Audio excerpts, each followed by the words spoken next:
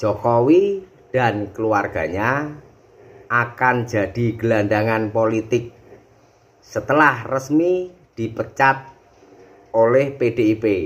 Ini memang perlu dilakukan pemecatan ini oleh PDI Perjuangan setidaknya untuk ke masa depan ya, nanti kalau terjadi keadaan yang sama. Dan saya tidak dalam posisi untuk membela atau memberikan penilaian ya, karena keputusan itu sudah terjadi. Nanti waktu yang akan mengujinya ya. Saya rasa itu aja. Assalamualaikum warahmatullahi wabarakatuh. Jokowi benarkah akan menjadi gelandangan politik ketika resmi telah dipecat oleh partai PDIP? Kita tidak tahu teman-teman ya.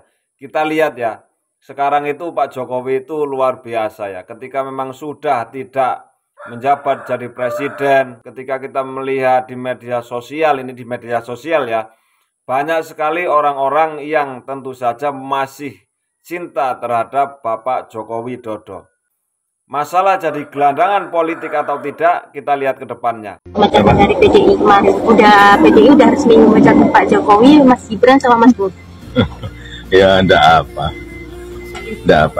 Artinya saya menghormati itu. Dan saya tidak dalam posisi untuk membela atau memberikan penilaian ya, karena keputusan itu sudah terjadi. Nanti waktu yang akan mengujinya ya. Saya rasa itu aja. Sebab penakut bangsa ini. Kenapa Anda bilang penakut? Bangsa ini penakut karena tidak mau bertindak kepada yang bersalah. Akhirnya kalian ditindak toh? Tapi ada yang menuduh bahwa Gus Dur ini sebenarnya menggunakan haji mumpung. Mumpung jadi presiden, dibayari negara, keliling jalan-jalan. Allah nanti sejarah akan membuktikan. Salam Pancasila. Jokowi dan keluarganya akan jadi gelandangan politik setelah resmi dipecat oleh PDIP. Ya, ini analisanya IQ tinggi, peci merah, sang Pancasila. Lihat dan buktikan. Merdeka! Nah, sekarang kita itu nanti lihat ya.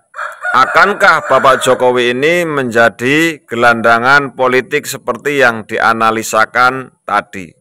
Kita tunggu perkembangan waktu ke depan ini, kita lihat bersama-sama. Akankah benar-benar menjadi gelandangan politik? Betul. Ya. Kan biar gimana pun PDIP punya dampak elektoral dengan usungan PDIP terhadap Pak Jokowi. Saya jangan seperti kacang lupa kulitnya, kira-kira begitu. Bang Gege, apakah ini merugikan PDIP sendiri mengenai pemecatan Jokowi ini? Sebelum sampai ke sana, saya mau agak sedikit berpikir berbeda dengan mengatakan bahwa ini memang perlu dilakukan pemecatan ini oleh PDI Perjuangan setidaknya untuk ke masa depan ya. Nanti kalau terjadi keadaan yang sama, ada seseorang yang didukung sebagai calon presiden atau dalam 27 nama itu kan ada calon gubernur atau calon wali kota lah begitu ya, atau calon bupati, kemudian tiba-tiba tidak lagi mendukung yang merupakan calon dari partainya. Dan itu baik sesuai ADART maupun tadi ya etik ataupun kebiasaan-kebiasaan dalam komunikasi politik yang memang diberhentikan gitu. Tapi dalam level presiden, Egan dan para pemirsa, ini baru pertama kali terjadi kan? Maksud saya begini, Trump itu pernah dulu di Partai Demokrat loh. Donald Trump itu pernah di Partai Demokrat, tapi dia mengatakan saya berhenti dan kemudian ke Partai Republik gitu. Nah ini kan Pak Jokowi sen kiri atau sen kanannya itu kan belum pernah terjadi gitu. Nah itu yang sekarang dinyatakan oleh PDI Perjuangan untuk itu dihentikan gitu. Nah tetapi untuk tadi mengatakan apa yang lebih diuntungkan, siapa yang lebih diuntungkan pada saat ini, tadi saya sudah menyampaikan karena relatif terlambat, maka ya Pak Jokowi yang jadi diuntungkan, sekarang menjadi bebas karena sudah diberhentikan, bisa pindah kemanapun tanpa ada katakanlah semacam atribusi loncat pagar atau kutu loncat. Loncat. Ya. Tetapi apa yang disampaikan oleh Noel tadi, Ciko, ada benarnya juga dalam konteks begini. Kita harus melihat 10 tahun itu secara murni dalam konteks rusaknya tatanan demokrasi pada bagian yang mana nih gitu. Ya, kalau pengamat atau peneliti harus melihat sama-sama. Jangan ketika bersama dengan suatu partai, dia juga melakukan merusak tatanan demokrasi, lalu kita mengatakan, oh itu nggak masalah gitu. Enggak. Selama 10 tahun itu, kalau ada pengerusakan tatanan demokrasi yang menyebabkan titik turunnya indeks demokrasi kita, ataupun apa yang sedang kita alami di Indonesia pada masa itu juga merusak tatanan demokrasi. Jadi ini menjadi menarik. Pada bagian itu juga akan menjadi evaluasi bagi PDI Perjuangan. Saya rasa akan ada chapter baru seperti kata Ciko tadi, tapi dengan evaluasi itu. Dan bagi kami peneliti, nggak akan kami bedakan itu. Jadi kalau misalnya bersama dengan PDI Perjuangan ada juga, ya katakanlah ya tadi sebagaimana disebutkan ada bagian ya misalnya merugikan pihak lain, punya data ini dan lain-lain, kemudian menggunakan kekuasaan dan sebagainya. Tetapi sesudah itu berbalik merugikan PDI Perjuangan misalnya, dua-dua itu akan kami saksikan atau kami teliti sama-sama. Begitu ya Gan? Ya, Bang Ciko, ini efeknya diperhitungkan tidak oleh PDIP nih mengenai pemecatan Pak Jokowi nih? Nggak terlalu ya, karena memang fokus kami adalah bagaimana kami menegakkan aturan dan disiplin partai. Itu yang menjadi hal yang utama. Namun memang terkait dengan momentum tadi, kenapa dilakukannya sekarang, justru itu bagian dari semacam sedikit menghargai posisi Joko Widodo sebagai presiden kemarin. Tetapi sesungguhnya kalau secara umum, halayak pun juga udah tahu.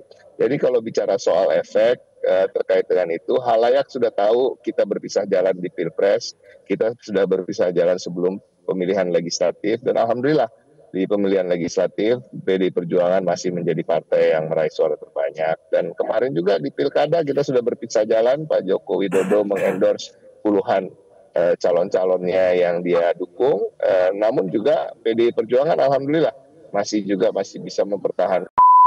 Kesimpulan psikologinya dari awal Presiden Jokowi itu menyimpan semacam personality yang buruk, yang baru terlihat ketika diuji habis-habisan dalam satu panggung politik final, yaitu ketika dia dengan cara yang sangat berambisi, rakus kekuasaan, menginginkan 2 periode, menginginkan pemanjangan periode, menginginkan anaknya jadi wakil presiden dengan memanipulasi konstitusi. Saya kira itu cukup untuk menerangkan betapa PDIP filter sudah dibuat berlapis-lapis. Akhirnya filter terakhir Jokowi itu dinyatakan sebagai cacat konstitusi, cacat demokrasi, cacat moral, bahkan cacat psikologi. Kan itu yang saya kira disimpulkan dengan bagus setelah di riset. Tapi akhirnya Ibu Mega tiba pada satu kesimpulan final bahwa dia harus dipecat. Jadi sekali lagi pemecatan itu satu tindakan eksistensial dari Partai Demokrasi Indonesia Perjuangan, dan akibatnya memang PDIP akan dicatat dalam sejarah sebagai partai yang salah memilih orang, tetapi benar ketika memecat presiden yang mereka pilih secara salah. Saya kira itu maksim tertinggi di dalam etika politik hari-hari ini. Pak Jokowi sudah sah dipecat oleh partai PDIP. Apakah Anda semuanya, rakyat Indonesia, masih mau memberikan suara Anda kepada partai PDIP di 2029 nanti? Pak Jokowi dan keluarga, kami sebagai rakyat Indonesia berterima kasih sekali kepada partai PDIP yang sudah memecat Anda. Dan untuk kedepannya, kami sebagai rakyat Indonesia siap untuk tidak memilih banteng lagi di 2029 dan seterusnya. Terima kasih Pak Jokowi. Kalau urusan internal partai yang lain kan saya nggak boleh mengomentari.